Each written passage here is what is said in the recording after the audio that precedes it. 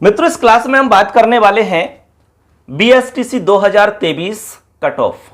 हम बात करेंगे संस्कृत की कट ऑफ कितनी आपकी रह सकती है, क्योंकि हमारे बहुत सारे साथियों ने कमेंट किया था कि सर हमें संस्कृत की कट ऑफ के बारे में बताइए, मेरे इतने नंबर बन रहे हैं, मुझे कॉलेज मिलेगा कि नहीं मिलेगा, मेरे इतने नंबर आ रहे हैं, मैं काउंसलिंग करवाऊं कि नहीं करवाऊं, मेरे नंबर इतने आ रहे हैं, मुझे कॉलेज मिल सकता है कि नहीं मिल सकता है। तो मित्रों, मैं आपको सारी चीज़ बताऊंगा यहाँ पर। यदि आपने अब तक चैनल को सब्सक्राइब नहीं किया है तो जरूर कर लो मित्रों, क्योंकि आपको सारी जानकारी यहाँ मिलेगी, आगे भी मिलती रहेगी। और इससे पहले भी हमने आपको सब कुछ बताया है चैनल पर। आगे जो भी इंपॉर्टेंट होगा आपके लिए वो सब चैनल पर बताया जाएगा। तो आज हम चर्चा करने वाले हैं आपकी कट ऑफ के विषय में। देखिए, हमने आपको जनरल कट ऑफ बताई थी, जो सामान्य कट ऑफ है। उस सामान्य कट ऑफ से दोस्तों लगभग 50 अंक तक का डिफरेंस देखने को मिल सकता है आपकी संस्कृत की कट ऑफ में। समझ लेना अच्छे से, यानी 50 से 60 अंकों का डिफरेंस आपको कट ऑफ में देखने को मिल सकता है। 50 से 60। जैसे जनरल की कट ऑफ मान लो कि 370 हम मान के चल रहे हैं पहली लिस्ट में, तो यहां पर आप 50-60 का डिफरेंस मानकर चलिए तो लगभग 310-15 के आसपास में यदि जनरल कैंडिडेट के नंबर हैं तो उसको कॉलेज मिलने की पूरी संभावना है पहली लिस्ट में। ऐसे तो हम पूरी की पूरी यहां पर जानकारी आपको बता रहे हैं कैटेगरीज के हिसाब से कंप्लीट। जैसे जहां पर जनरल हम सबसे पहले रख रहे हैं, उसके बाद में ओबीसी कैंडिडेट, इसके बाद में एमबीसी, ईडब्ल्यूएस, इसके बाद में एससी और एसटी। ठीक है, ये हम यहाँ पुरुष की बात कर रहे हैं फ्रेंड्स। पुरुष की हम बात कर रहे हैं, और महिला की आप खुद अंदाजा लगा लेंगे, क्योंकि महिला की जो कट ऑफ है 5 से 10 का डिफरेंस देखने को मिलता है महिला की कट ऑफ में। ठीक है, 5 से 10 अंकों का डिफरेंस आपको महिला वाली कट ऑफ में देखने को मिल जाता है। तो आप खुद से ये अंदाजा लगा पाओगी। अब देखिए, जनरल की संस्कृत की कट ऑफ कितनी रह सकती है। ये हम पहली लिस्ट की बात कर रहे हैं फ्रेंड, फर्स्ट लिस्ट। जो फर्स्ट लिस्ट के लिए काउंसलिंग होगी उसके बारे में हम आपको बता रहे हैं। अब आपको पता है कि फर्स्ट लिस्ट के बाद में सेकंड लिस्ट आएगी, तो सेकंड लिस्ट में आपको अंक कम मिलेंगे, यानी जितने यहां हम बताएंगे उससे आपको कम देखने को मिलेंगे। उसके बाद में जो तीसरी लिस्ट आएगी तो उसमें भी आपको कम देखने को मिलेंगे। हर लिस्ट में डिफरेंस आपको मिलेगा, 5-7 अंकों का आपको डिफरेंस उसमें मिल जाता है। ठीक है, ऐसे। अब जनरल यदि आप कैंडिडेट हैं तो लगभग 310 प्लस नंबर यदि आपके आ रहे हैं तो आपको निश्चित तौर पर पहली लिस्ट में आपको कॉलेज मिल सकता है, पहली लिस्ट के अंदर। ठीक है, 310 प्लस। एक आध नंबर ऊपर नीचे हो तो वो चलता है, इतना तो रहता ही है।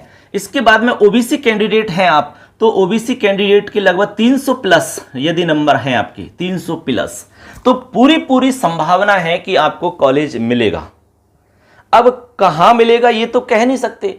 अब संस्कृत के कॉलेज तो गिने चुने कॉलेज हैं, कहां पर हैं, कितने कॉलेज हैं, कितनी सीट हैं, हमने ऑलरेडी बता रखा है। उस वीडियो को आप जरूर देखें एक बार।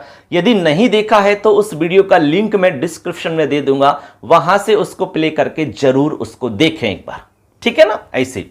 तो यहां पर 300 यदि नंबर बन रहे हैं, 300 प्लस नंबर बन रहे हैं, तो ये ओबीसी कैंडिडेट के लिए बता रहा हूं, आपको कॉलेज मिल जाएगा। इसके बाद में एमबीसी में बहुत डिफरेंस देखने को नहीं मिलता है, लगभग सेम सा यहां पर देखने को मिलता है। तो 300 प्लस, एक आध नंबर का डिफरेंस हो सकता है, लेकिन अधिकतर देखा गया है कि लगभग सेम सा यहां पर रहता है पूरा का पूरा मामला। इसलिए यहां 300 प्लस में बता रहा हूं।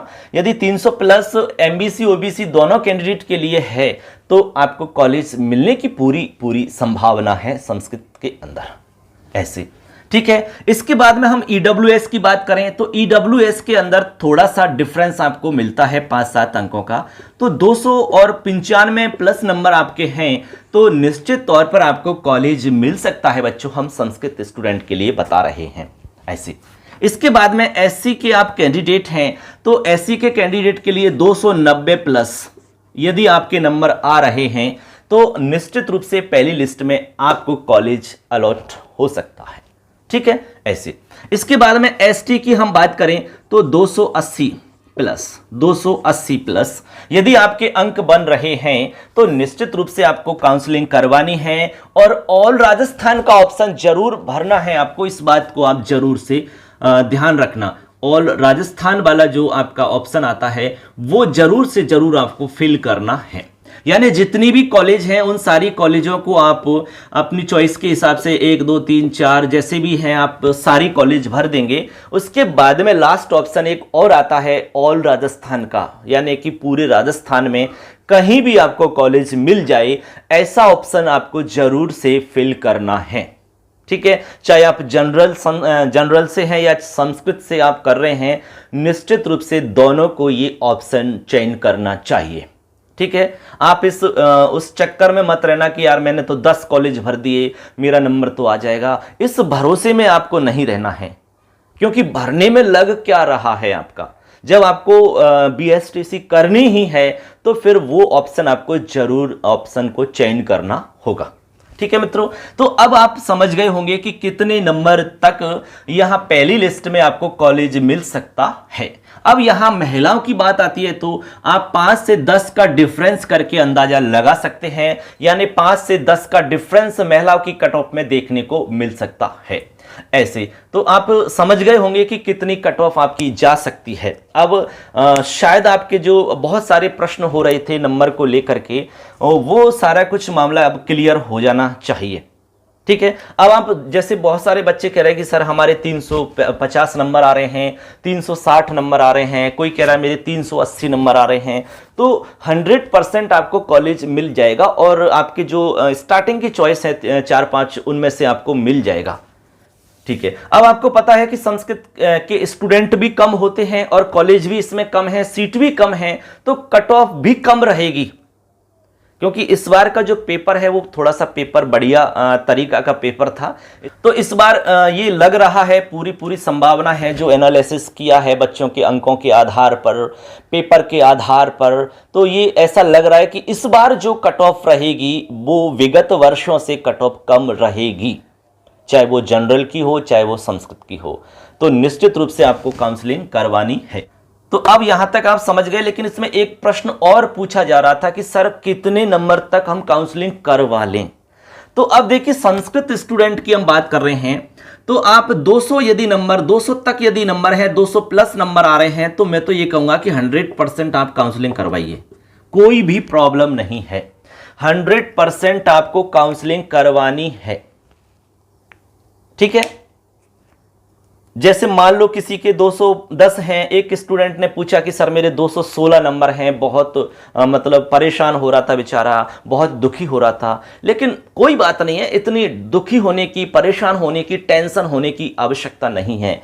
बस ये है कि आप अपनी तैयारी लगातार रखें, इस बार नहीं तो अगली बार हो जाएगा, लेकिन तैयारी आपको बंद नहीं करनी है, टेंशन नहीं लेनी है। ये तैयारियां हैं, कंपटीशन है, आपने हो सकता है कि उस समय तैयारी नहीं की होगी, तो अब तैयारी कर लीजिए। थोड़ा सा आप डेली रूटीन बना के पढ़ाई करते रहिए, 2 या 3 घंटे, तो निश्चित तौर पर आप बहुत अच्छे अंकों के साथ में दोबारा से सेलेक्ट हो सकते हैं। जिनके 200 नंबर आ रहे हैं, अगली बार आप देखो 400, 450, 500 तक पहुंच सकते हैं आप, यदि लगातार तैयारी रखोगे 2-2, 3-3 घंटे। तो बहुत ज़्यादा तैयारी की मैं नहीं कह रहा, 2-2, 3-3 घंटे यदि आप तैयारी करते हैं तो आप बहुत अच्छे नंबर ला सकते हैं। लेकिन इस बार काउंसलिंग की बात है तो 200 प्लस नंबर आपके आ रहे हैं, तो 100% हम तो कहेंगे कि काउंसलिंग करवा लेनी चाहिए आपको। कई बार ऐसा देखा गया है कि इतने नंबर पर भी कॉलेज मिल सकता है आपको, क्योंकि जब काउंसलिंग नहीं करवाएंगे सारे लोग सोच के बैठ जाएंगे यार हमारे तो 205 नंबर है, 210 हैं, 215, हम तो नहीं करवाए, हमारा तो नंबर आएगा ही नहीं। सारे लोग बैठ जाएंगे, तो फिर अगली जो लिस्ट आएंगी सेकंड और थर्ड लिस्ट, उसमें फिर लेंगे किसको? भाई जितने भी टॉप लोग हैं ये तो यहाँ आ जाएंगे यहाँ तक के, लेकिन अब बाद में जब सेकंड लिस्ट और थर्ड लिस्ट आएगी तो उसमें तो कट ऑफ कम रहेगी, ये तो आप भी जानते हो। लेकिन काउंसलिंग करवाएंगे उन्हीं को तो लेंगे, इसलिए काउंसलिंग तो आपको जरूर करवानी है। ठीक है मित्रों, तो आप समझ गए ये सारी जानकारी। इसी तरह की और भी जो भी अपडेट जानकारी होगी मैं चैनल पे जरूर आपको बताऊंगा और बताता रहा हूं, आगे भी आपकी हेल्प करते रहेंगे। तो चैनल को सब्सक्राइब करके जरूर जाना, जिससे कि सारी जानकारी आपको समय पर मिल सके। सबके लिए धन्यवाद। जय तु भारतम, जय तु संस्कृत।